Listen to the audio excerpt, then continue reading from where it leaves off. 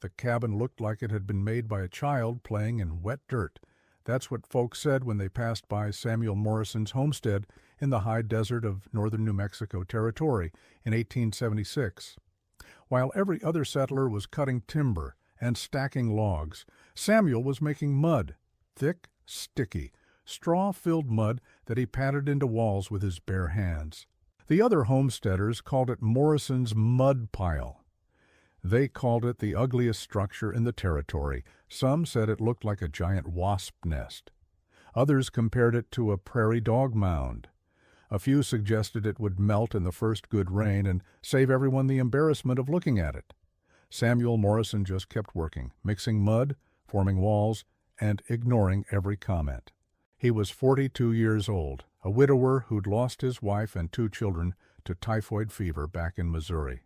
He'd come west not to start over, but because staying in the place where they died was slowly killing him too. He brought with him something unusual for an American settler: knowledge. Knowledge from a Spanish-speaking shepherd he'd met in Santa Fe. Knowledge about building with earth that went back thousands of years. Knowledge that every settler around him thought was worthless. Then December of 1877 arrived, the winter that would be remembered as the cruelest in territorial history, the winter when temperatures dropped to 40 below zero and stayed there for 3 weeks, the winter when firewood ran out, livestock froze in their pens, and families huddled together, just trying to survive until morning, the winter when Samuel Morrison's ugly mud cabin did something impossible. It stayed warm, genuinely warm, without a fire, while his neighbors burned every piece of furniture they owned, while they tore boards off their walls for fuel, while they watched frost form on the inside of their log cabins despite roaring fireplaces. Samuel Morrison sat comfortably in his mud walls, reading a book by lamplight, warm enough to wear just a single wool shirt. The cabin everyone had mocked became the structure everyone wanted to understand. But by then, many had already paid the price for their certainty that logs were superior to mud, that American building methods were better than ancient techniques, that looking proper mattered more than staying alive.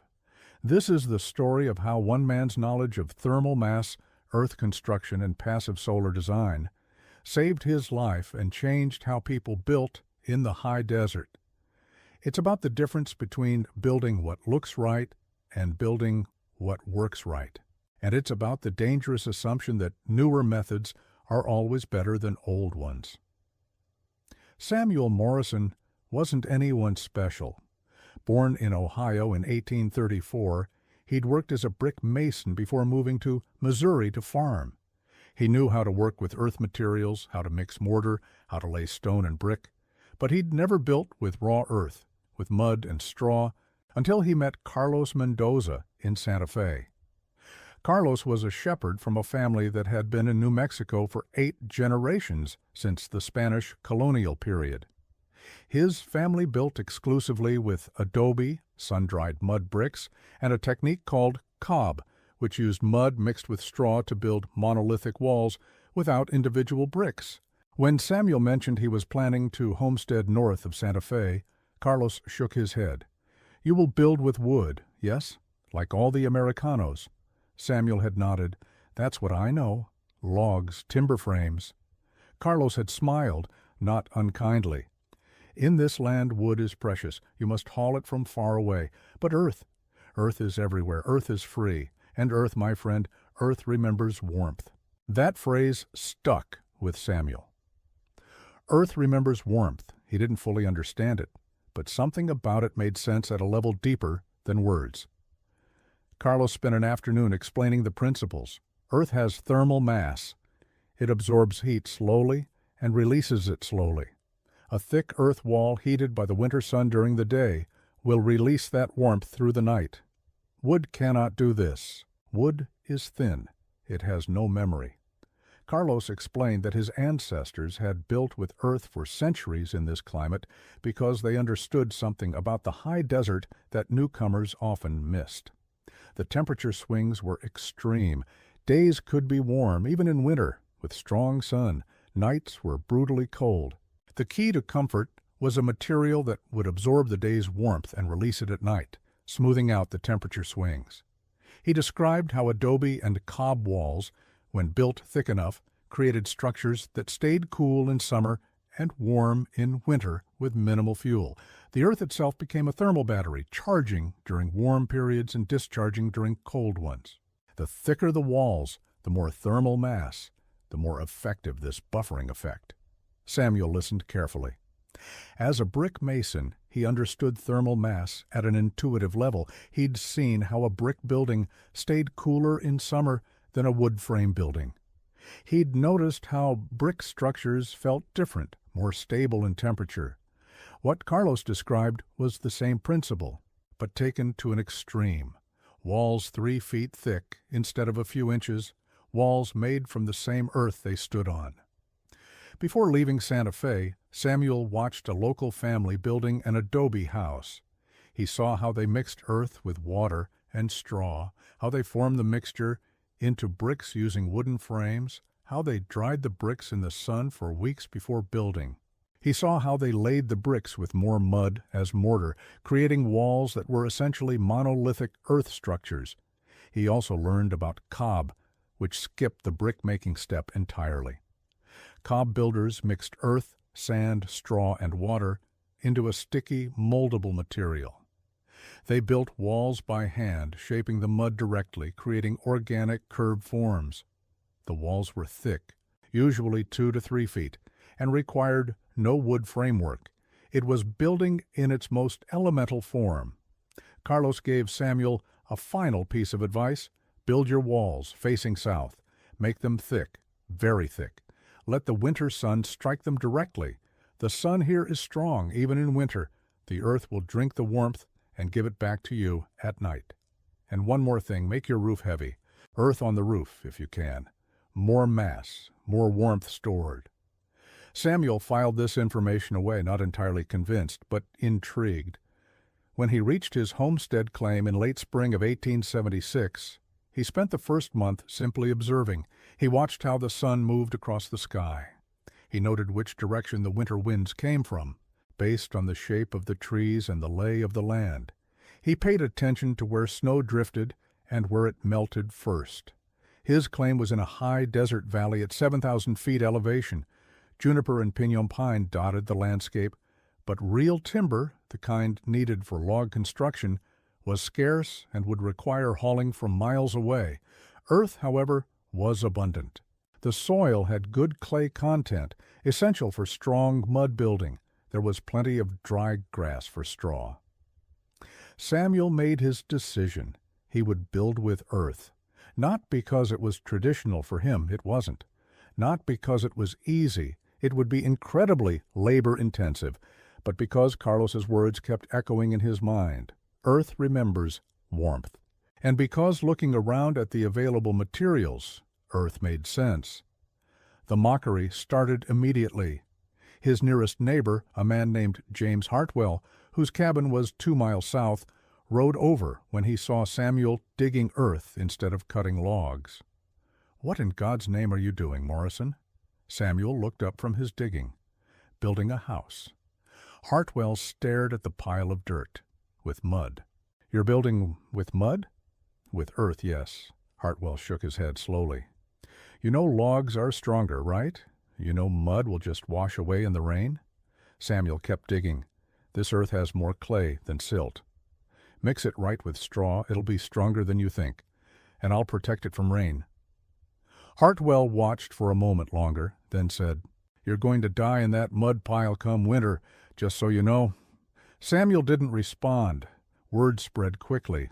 "The new settler, the one who lost his family, he's building with mud like some kind of Indian. He's got no sense. Probably touched in the head from grief. Won't last one winter." Within a month, Samuel Morrison's building project had become a source of entertainment for the scattered homesteading community.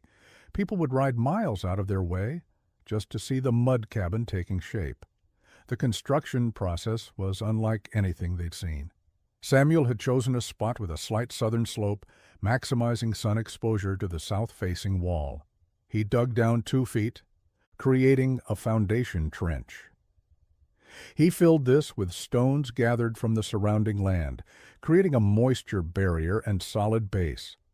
The stones rose 1 foot above ground level. Then he began the earth walls.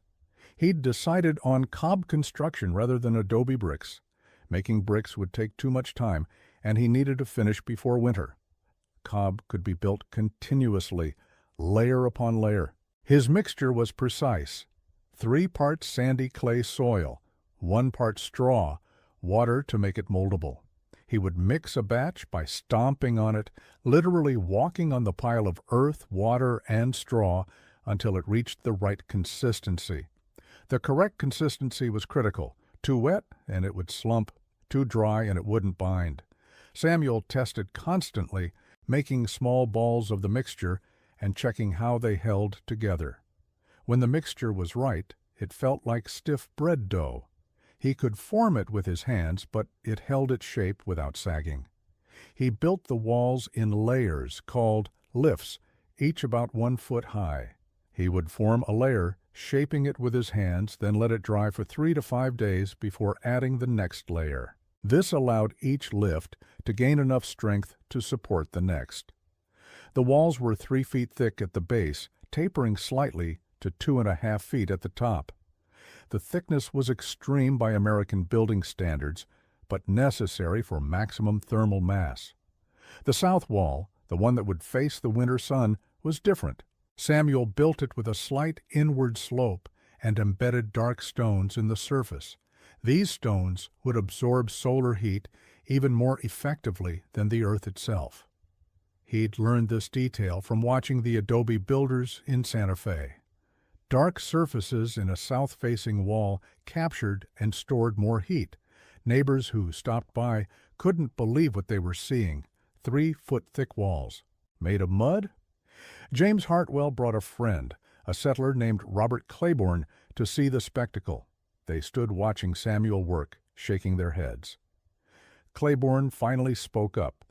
"Morrison, I'm going to level with you. That's the ugliest thing I've ever seen someone call a house." Samuel didn't pause in his work. "It's not finished yet." Hartwell laughed. "Finishing it won't help. It looks like a pile of manure. And those walls, good Lord, man. 3 feet thick? Do you know how much space you're wasting?" Samuel patted another section of wall smooth. "I'm not wasting space. I'm storing heat." The two men looked at each other, confused. Storing heat? What does that mean? Samuel explained as simply as he could the principle of thermal mass. The thick walls would absorb warmth from the sun during the day and release it slowly at night.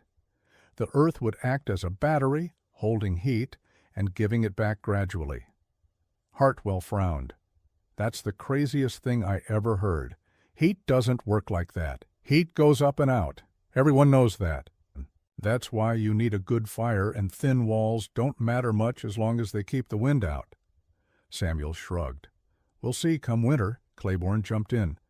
"Come winter, you'll freeze to death in your mud pile. Then we'll have to bury you in it. Might be fitting, actually. Save us digging a hole." The men rode away, laughing. But Samuel continued working. By late August, the walls stood 7 feet high, curving slightly inward at the top. The structure was roughly 20 feet by 16 feet, larger than most homestead cabins. The thick walls meant the interior space was smaller than the exterior dimensions suggested, but still adequate for one man. The roof presented a challenge. Samuel wanted earth on top for additional thermal mass, as Carlos had recommended. But earth is heavy. A sod roof requires substantial support. He solved this by creating a sturdy frame of juniper logs, the straightest he could find, laid across the tops of the walls. Over these he placed smaller branches woven tightly together. Over the branches he laid a thick layer of grass, then a layer of clay mud, then a layer of soil, then finally cut pieces of sod with the grass still growing in them. The finished roof was nearly a foot thick and weighed several tons. It looked bizarre, grass growing on top of the mud walls, but Samuel knew the mass above would help as much as the mass in the walls. Heat rises. A massive roof would trap and store that rising heat instead of letting it escape. His neighbors called it Morrison's grass-roofed mud lump. They said it would collapse under the first snow. They said the walls would crack and crumble. They said he was wasting his time. Samuel built a small fireplace in the northeast corner, the corner least exposed to sun. The fireplace was modest, nothing like the large stone structures common in log cabins. He built it from clay and stone, with a simple chimney. He knew he wouldn't need large fires if the thermal mass worked as Carlos described. The fireplace was backup, not the primary heat source. By mid-September, the cabin was complete enough to move into, though the walls were still drying. Cob walls can take months to fully cure, but they're usable long before that. Samuel moved his few belongings inside and marveled at something immediately noticeable. The temperature inside was stable. Outside, the high desert experienced its typical wild swings. Days might reach 75 or 80 degrees, nights would drop to 40 or even 35. Inside the cabin, the temperature stayed remarkably constant, around 60 degrees, day and night. The thick walls were already doing their job, buffering the exterior temperature changes.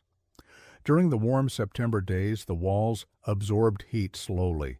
They never got hot inside because by the time the heat penetrated 3 feet of earth, the day was ending. At night, when the outside temperature plunged, the walls released the day's stored warmth, keeping the interior comfortable. Samuel didn't need the fireplace at all during September. If you're enjoying this deep dive into forgotten building wisdom, make sure to subscribe to the channel. We explore the lost knowledge of survival, construction, and self-reliance that kept our ancestors alive. Hit that subscribe button so you don't miss the next story. October brought cooler weather, but still nothing extreme. Samuel lit small fires in the evening, more for light and cooking than for heat. The cabin stayed comfortable with minimal fuel use. His neighbors, busy with harvest and preparing for winter, mostly forgot about Morrison's mud pile. They were cutting firewood, stacking cords and cords of it. They were sealing gaps in their log walls with fresh chinking. They were preparing for winter the way everyone prepared, with fuel and with structures they understood. November started mild but turned cold in the last week. The first real snow fell on November 22nd, 3 inches overnight. Temperatures dropped into the teens at night. Samuel lit fires each evening, small fires that he let burn for a couple of hours before bed. The cabin stayed warm through the night. He woke to interior temperatures in the mid-50s, cool but not uncomfortable. A small morning fire would bring the temperature back up quickly. What he noticed was how little firewood he was using. His neighbors were burning wood constantly, keeping fires going day and night. Samuel's modest woodpile, which they'd mocked as inadequate, was barely being touched. The thermal mass was working exactly as Carlos had described. The walls stored heat from the fires and from the winter sun, which still shone strongly on clear days, and released it slowly. December arrived, and with it, serious cold. The first week saw nighttime temperatures in the single digits. James Hartwell stopped by on December 8th, partly to check on Samuel, partly out of curiosity about whether the mud cabin was actually functioning. He found Samuel sitting by the window reading, with just a light fire burning. Hartwell stepped inside and stopped. It was warm, not just tolerable, but genuinely warm and comfortable. He looked around, confused. "Where's your fire?" Samuel pointed to the small fireplace where a modest fire burned. "That's it. That little fire? How is it this warm in here?" Samuel explained again about thermal mass. The walls absorb heat all day from the sun through the south side and from the fire. They release it slowly all night. The thick walls and heavy roof trap the heat.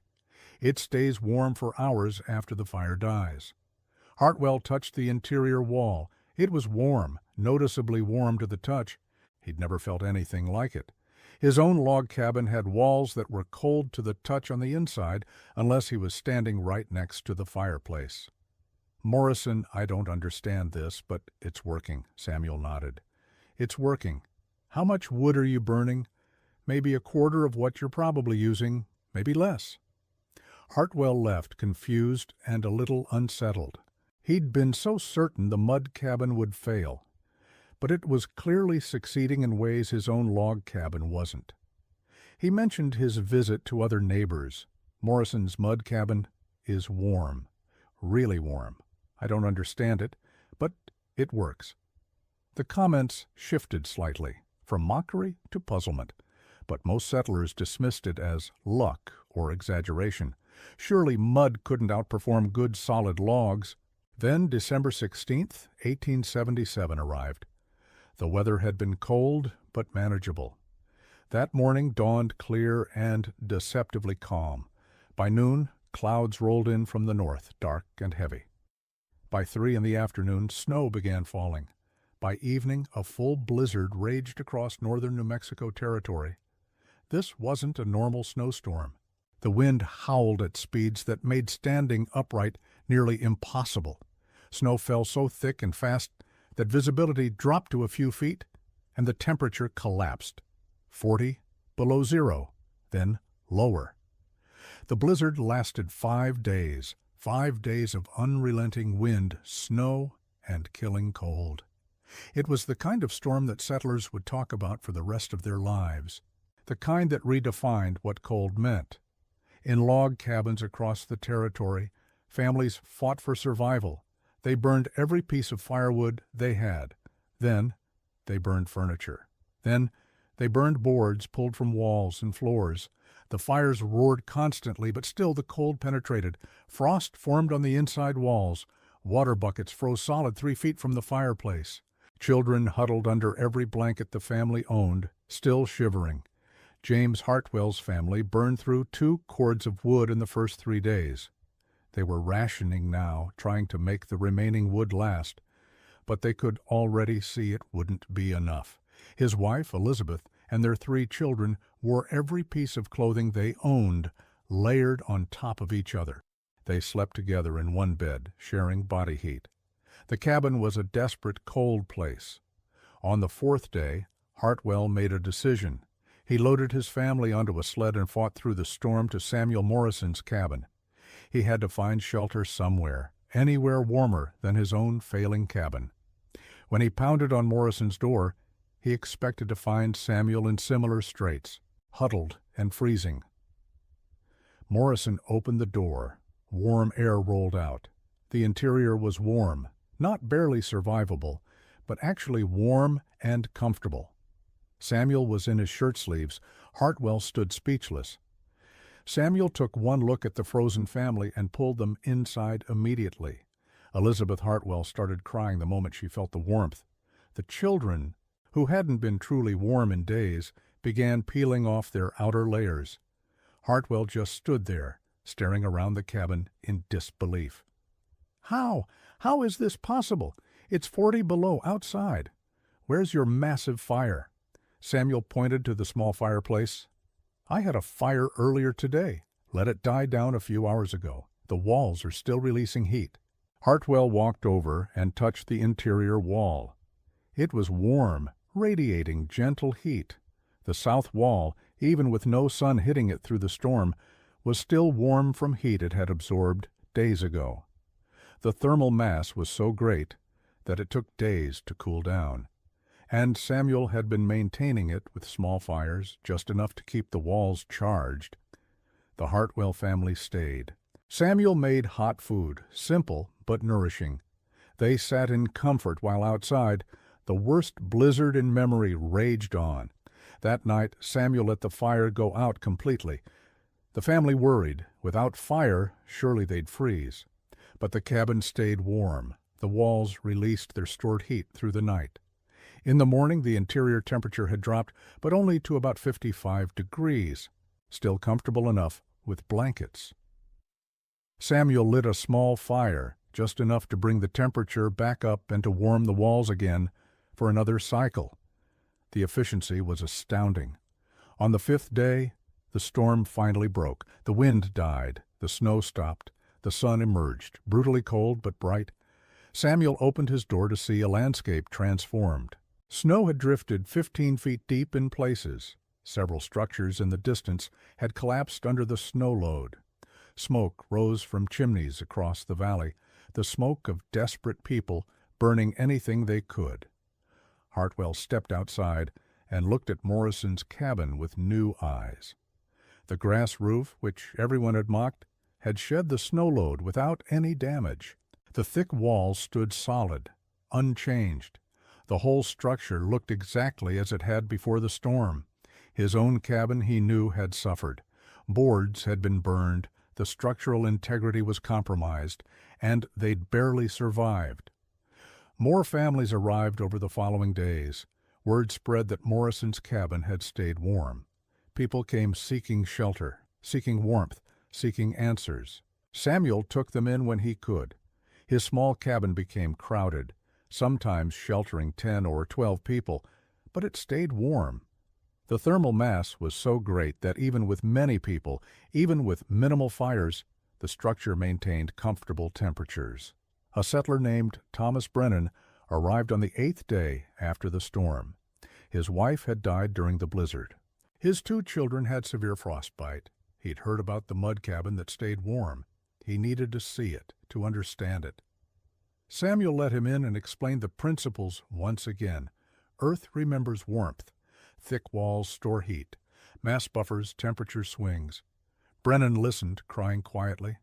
His wife had died in a log cabin with a roaring fire. She'd frozen to death 20 feet from a fireplace that couldn't heat the space. And here was a mud cabin staying warm with barely any fire at all. Why didn't we know this? Why did no one tell us this?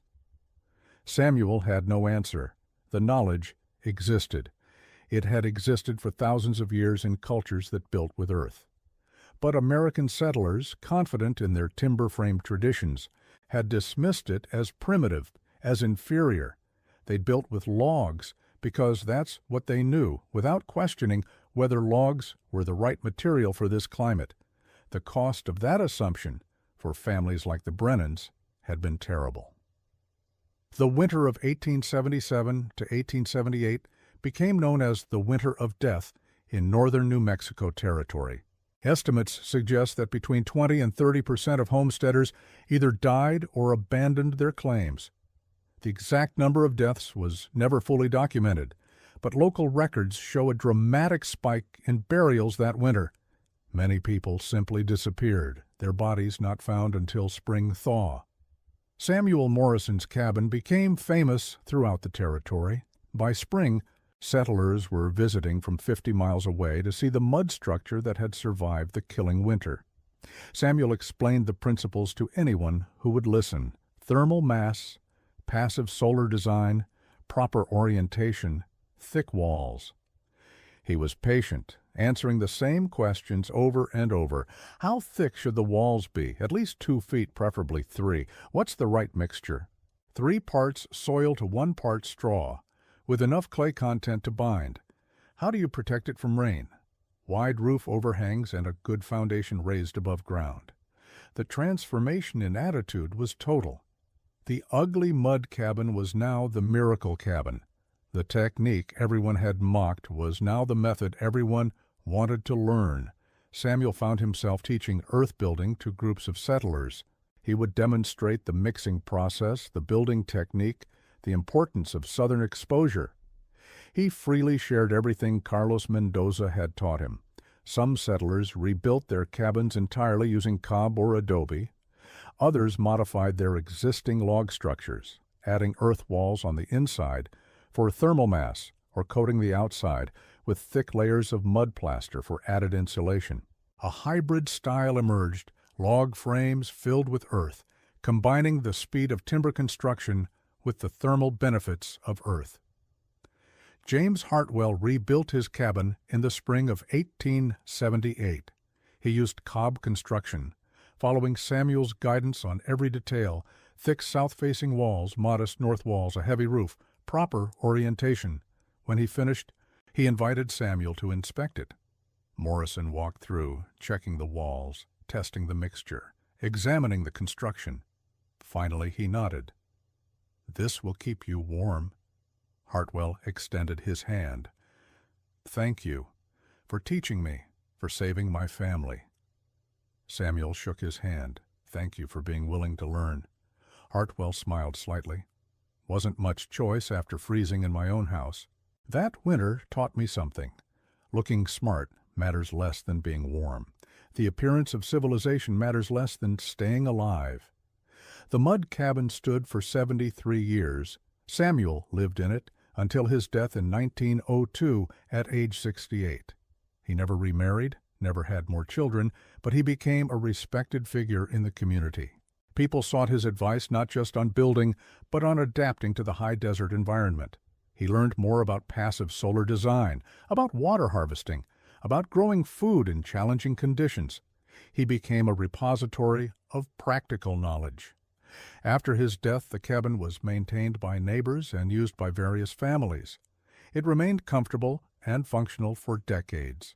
In the 1920s, a family named Ortega lived there and reported that the cabin still required minimal heating fuel, just as it had when Samuel built it. The earth walls, properly maintained, had lost none of their effectiveness. The cabin was finally abandoned in the late 1940s when the last occupants moved to town. Without maintenance, the roof eventually collapsed, and the walls began to erode. By the 1970s, only fragments remained. Today, nothing visible remains of Samuel Morrison's cabin, but the knowledge he helped spread throughout the territory did survive. Throughout northern New Mexico and southern Colorado, earth-building traditions took root among Anglo settlers in the late 1800s, directly traceable to the lessons learned during the winter of 1877 to 1878. Adobe and cob construction became common not just among Hispanic populations who'd always built that way, but among settlers of all backgrounds who'd learned that earth was superior to wood in this climate. The principles Samuel Morrison demonstrated remain valid today. Thermal mass is a cornerstone of passive solar design. Modern green building techniques emphasize materials that store heat and moderate temperature swings. Cob and adobe construction have experienced a revival among people seeking sustainable, low-energy housing. The lessons Samuel learned from Carlos Mendoza, lessons that came from centuries of experience, are being rediscovered by contemporary builders.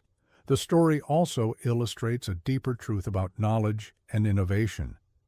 The settlers who mocked Samuel weren't stupid. They were operating on assumptions that had served them well in other environments. Log cabins worked fine in forested regions with moderate climates. The problem was applying those assumptions without questioning whether they fit the new context. Samuel succeeded because he was willing to learn from people whose knowledge came from living in this specific environment for generations. He didn't assume that his way was the only way or the best way. He observed, listened, and adapted. When Carlos Mendoza offered to teach him, Samuel set aside his preconceptions and learned. This humility, this willingness to learn from different traditions, saved his life. It also saved the lives of everyone his cabin sheltered during that terrible winter. The contrast between Morrison's approach and that of his neighbors shows the danger of certainty. The settlers who were certain logs were superior, who were certain mud was primitive, who were certain they knew better paid a terrible price for that certainty. In modern terms, what Samuel built was a super-insulated, high thermal mass structure with passive solar heating. The 3-foot-thick walls provided an R value, a measure of insulation, that far exceeded typical construction. The thermal mass, tons of earth in the walls and roof, created enormous heat storage capacity. The southern orientation and dark stones in the south wall maximized passive solar gain. The modest fireplace provided supplemental heat only when needed. The result was a structure that required perhaps 10 to 15% of the heating fuel of a comparable log cabin. In an environment where firewood was scarce and had to be hauled from distant mountains, this efficiency meant the difference between comfort and misery, between survival and death. Modern testing of traditional adobe structures in New Mexico has confirmed what Samuel Morrison discovered. Properly built earth structures maintain stable interior temperatures with minimal energy input. They stay cool in summer and warm in winter. They last for centuries with proper maintenance. The knowledge Samuel helped preserve has influenced building practices far beyond New Mexico. The passive solar movement of the 1970s drew heavily on traditional earth-building techniques.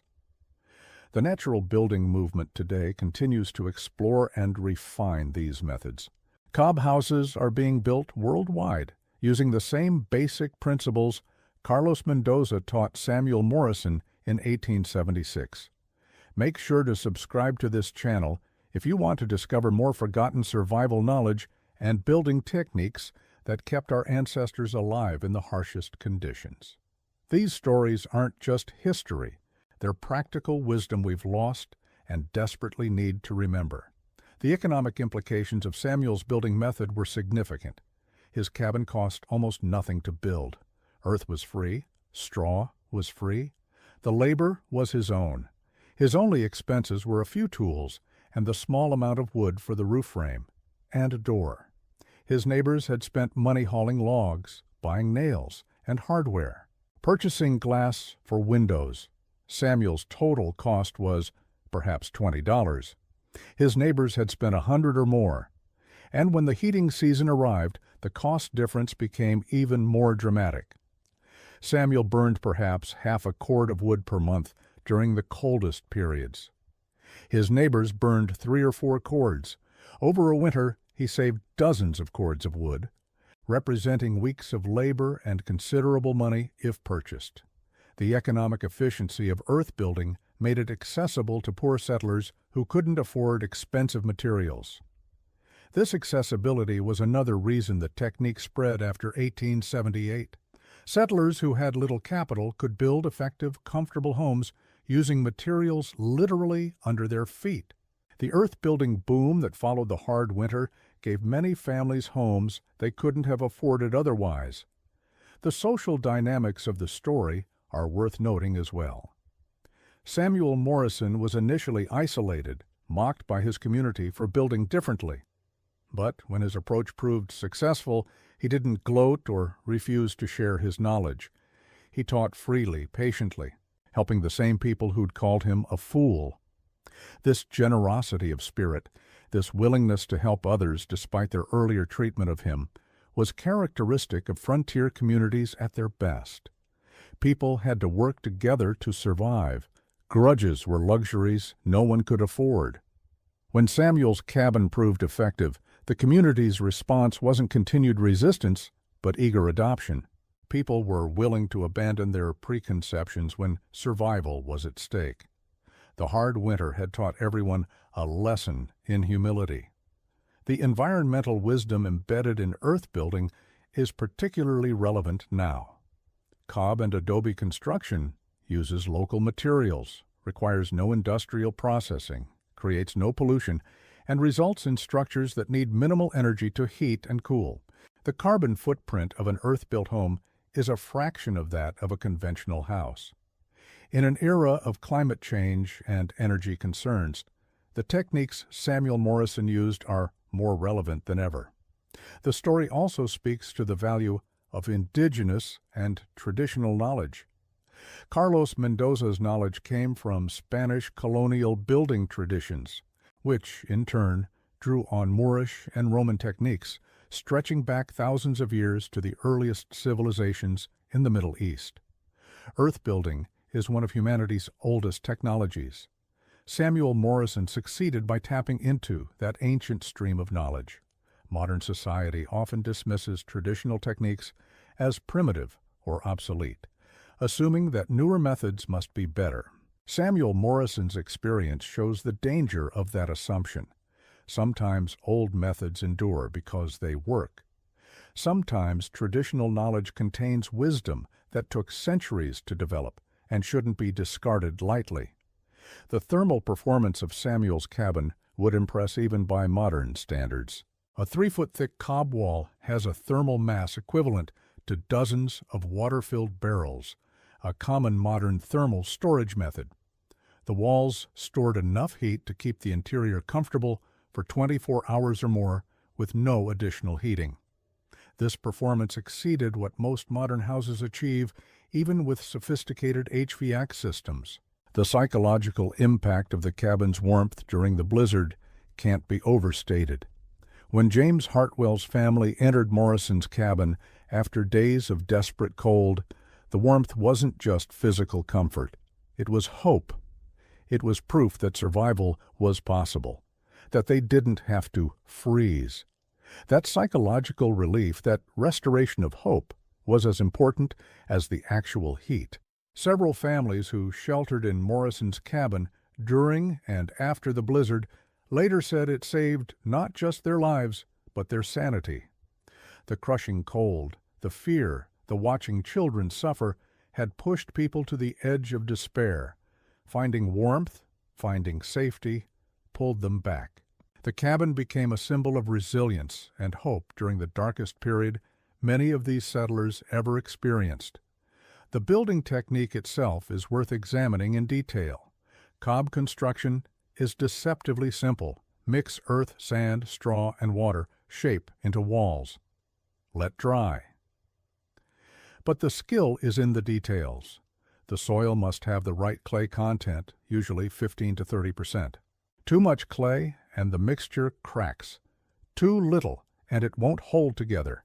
The straw must be long and strong, usually rye or wheat straw, to provide tensile strength. The mixture must be consistent, well blended, with straw evenly distributed. Building the walls requires physical labor but little technical skill. Each lift of cob about 12 inches high is formed by hand. The builder shapes the mixture into loaves or rolls, places them on the wall and presses them down, integrating each new section with the previous one. The result is a monolithic wall with no joints or seams, incredibly strong and durable. The drying time between lifts is critical. Too short, and the lower sections compress under the weight. Too long, and the next lift doesn't bond properly. In New Mexico's dry climate, 3 to 5 days between lifts worked well. In wetter climates, longer waits might be necessary. Samuel had timed his construction to take advantage of the long, dry summer and fall, allowing the walls to cure before winter. The thickness of the walls was the key to thermal performance. A 3-foot thick wall has roughly 12 times the thermal mass of a 6-inch log wall. That mass acts as a thermal flywheel, resisting temperature changes. When the outside temperature drops, the cold must penetrate 3 feet of earth before affecting the interior. By the time it does, hours have passed, and the outside temperature may already be rising again. The interior temperature stays stable, buffered by the enormous mass. The same principle works in reverse in summer. The summer sun heats the exterior of the walls, but that heat takes hours to penetrate. By the time it reaches the interior, the sun has set and the outside is cooling. The interior never experiences the full temperature swing. The result is a structure that stays comfortable year-round with minimal energy input. Samuel's decision to embed dark stones in the south wall was particularly clever. Dark surfaces absorb more solar radiation than light surfaces. The stones heated up in the winter sun, even when the air temperature was below freezing. That heat transferred into the wall mass behind them, warming the entire south wall. At night, that wall radiated its stored heat into the living space. It was passive solar heating at its most elegant. The roof design, with its thick layer of earth and growing grass, provided benefits beyond thermal mass. The soil layer absorbed rain and snowmelt, preventing water from penetrating the cabin. The grass roots bound the soil, preventing erosion. The mass of the roof pressed down on the walls, keeping them stable and preventing cracks. And the living grass created a beautiful organic appearance that aged gracefully. Modern green roof systems use the same principles Samuel employed in 1876. Living roofs provide insulation, manage stormwater, create wildlife habitat, and extend roof life. What Samuel did intuitively, modern engineers now design with precision, but the basic idea remains the same. Earth and vegetation on a roof provide multiple benefits. The fireplace design was also worth noting. Most frontier fireplaces were large, designed to burn massive logs and provide both heating and cooking. Samuel's was smaller, more efficient. He built it in the corner rather than centered on a wall, allowing heat to radiate into the room from two sides. The chimney, made of clay and stone, had significant thermal mass itself. Heat rising up the chimney warmed the chimney mass, which radiated heat back into the room even after the fire died. The modest size of the fireplace reflected Samuel's understanding that he didn't need large fires. The walls were doing most of the heating work. The fireplace was supplemental, bringing the temperature up during the coldest periods and maintaining the wall temperature. A small, hot fire was more efficient than a large, cool fire. It used less wood and created more useful heat. The door and window placement were carefully considered. Samuel put the door on the east side, sheltered from the prevailing north and west winds. The window faced south, allowing winter sun to penetrate deep into the space. The south window admitted solar gain. The east door allowed morning sun to enter, warming the cabin to start the day. The placement wasn't random. It was designed to work with the sun and wind patterns of the site. He made the windows small, reducing heat loss while still providing light. Glass is a terrible insulator. A window is essentially a hole in the thermal envelope.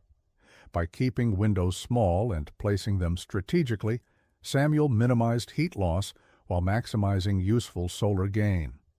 This is a principle of passive solar design that remains valid today. Windows should be sized and placed to gain heat when needed and minimize loss when not. The cultural exchange that made Samuel's cabin possible is a microcosm of frontier history. Spanish colonial knowledge, Native American building traditions, and Anglo carpentry skills combined to create something new. Samuel was willing to learn from Carlos Mendoza. Carlos was willing to teach. The resulting structure drew on multiple traditions, synthesizing them into a solution appropriate for the specific environment. This cross-cultural knowledge sharing was common on the frontier, though often unacknowledged. Settlers learned from indigenous peoples about local plants, hunting techniques, and survival skills. They learned from Hispanic pobladores about irrigation, animal husbandry, and building in arid climates. They shared their own knowledge of metalworking, mechanics, and agriculture. The frontier was a place of cultural mixing, and the people who thrived were those willing to learn from anyone who had useful knowledge. Samuel Morrison's legacy extended beyond the physical cabin. He helped establish earth building as a viable technique in the American Southwest among Anglo settlers. His success encouraged experimentation with local materials and techniques. His willingness to teach created a ripple effect, with his students teaching others, spreading the knowledge across the region. The hard winter of 1877 to 1878 was a watershed moment. Before that winter, log cabins were the standard. After it, earth construction became common and respected. The lesson was learned at terrible cost, but it was learned. Building in the high desert required different techniques than building in the forests of the East. Materials and methods had to suit the environment. Samuel lived another 25 years after the hard winter, respected and valued in his community. He never remarried, never rebuilt his shattered family. But he found purpose in teaching and helping others survive and thrive in the challenging environment. His cabin became a gathering place, a symbol of practical wisdom and adaptation. People would stop by to ask advice, to warm themselves by his fire, to learn his techniques. When he died in 1902, his funeral was attended by over 100 people, some traveling from 50 miles away. They came to honor a man who'd saved lives through knowledge and generosity. They came to acknowledge that the fool with the mud cabin had been wiser than all of them. that the ugly structure everyone mocked had been the most beautiful thing in the territory when measured by the standard that mattered most: the ability to keep people alive.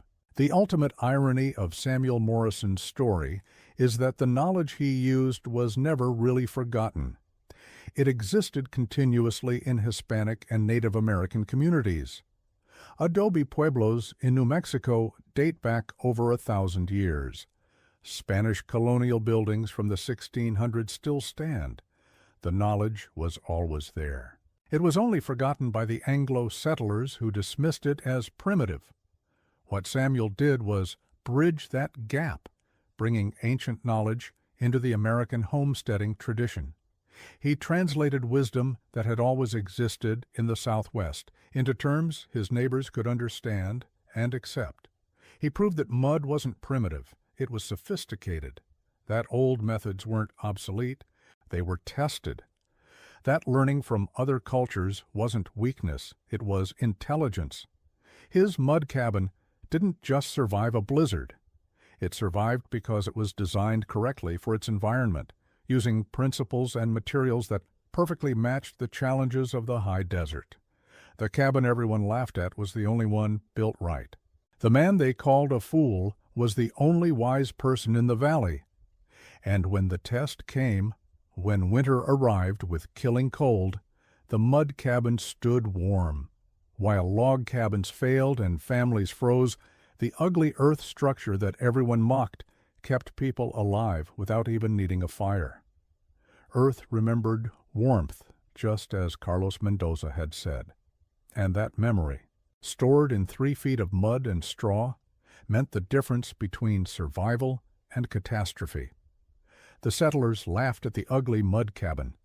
Then it stayed warm with no fire in a blizzard, and the laughter turned to wonder, then to respect, then to imitation. And Samuel Morrison, the grieving widower who'd built with mud when everyone built with logs, became the man who changed how people lived in the desert. His cabin is gone now, dissolved back into the earth it was made from. But the knowledge persists, preserved in structures across the Southwest, in building techniques still used today, in the understanding that sometimes the old ways are the best ways, that ancient wisdom shouldn't be dismissed, and that the price of arrogance can be measured in frozen bodies and collapsed dreams. Build with what works, not with what looks familiar. Learn from those who know the land, respect techniques tested by centuries, and never assume that different means inferior. These are the lessons of Samuel Morrison's mud cabin, lessons written in earth and straw. Lessons proved true when the worst winter anyone could remember arrived and the ugly cabin everyone mocked became the warmest place in the territory. The only place where survival was guaranteed, the place where earth remembered warmth.